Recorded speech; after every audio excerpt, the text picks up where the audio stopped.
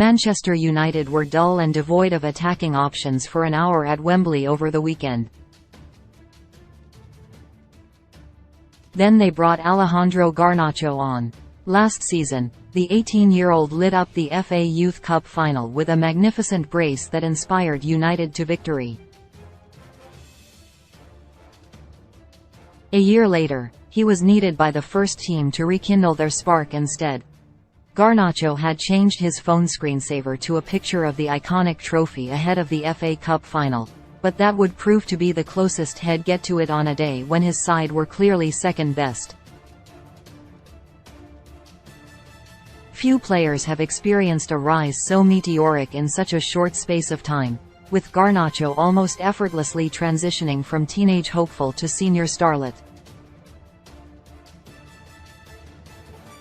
It was that raw youthful energy that made him so lethal against Manchester City under the Wembley arch. While other attackers wilted under the pressure and looked scared to ever get on the ball, Garnacho played with a fearless freedom that jolted the opposition backline. Within 10 minutes of his introduction, he almost had an equalizing goal when he cut inside onto his stronger right foot, only to fire a ferocious missile just wide of the far post.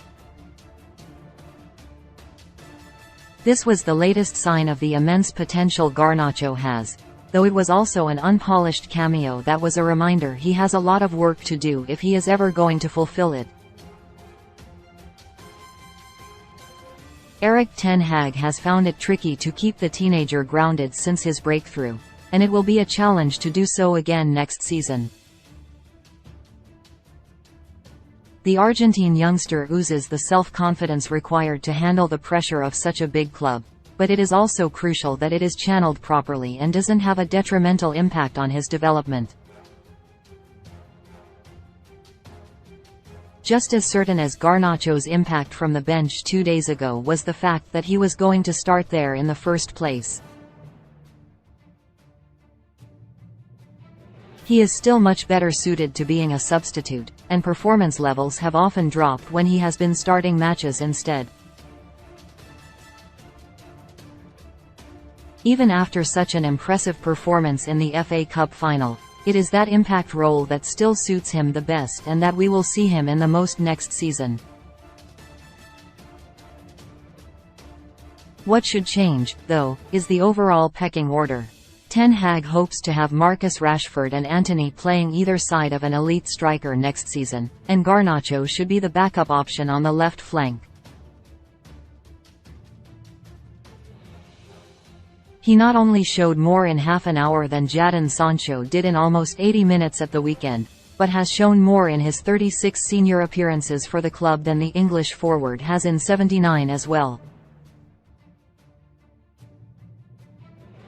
Garnacho contrasts the methodical approach of Sancho and Antony with a refreshing directness that gets straight to the point.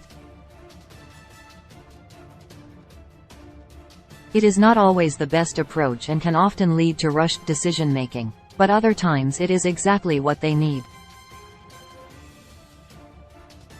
The closing stages of Saturday proved that, and indeed, United's last proper chance of the game came when Garnacho's quick cross into the box caused the chaos that saw Raphael Varane head against the bar and Scott McTominay cushion a header just over it. In the final minute of the match, we also saw the bad when he rushed a left-footed cross out wide that evaded everyone and tricked out for a throw-in, effectively ending any hopes of a comeback.